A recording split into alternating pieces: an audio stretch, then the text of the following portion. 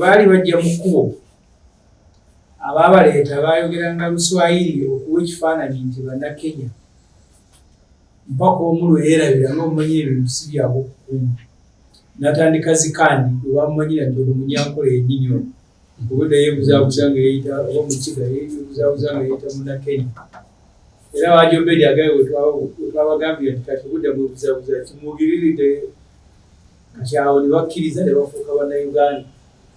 Kitegeeza nti abantu abaabawamba okuva e Kenya baali Bannayuganda, amagye ne security ya Uganda nga Museveni akolagana ne Ruto bali Kenya.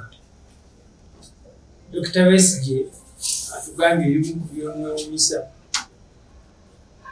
abasirikale okubateekamu endowooza ebalowoozesa nti emmundu zonna eziri mu nsi nti ne bwe yalibadde ng'asiŋŋaaniddwa ne pisito bbiri e Kenya teziyinza kubanga za Uganda nga bamutwala bamuvunaanire mu kkooti y'amagye balibadde bamuvunaanira Kenya kubanga ezo emmundu owulira za Kenya naye kusaba gwe bamuvunaanye bamugambye nti bamusanze ne pisito a preserve of the UPDF.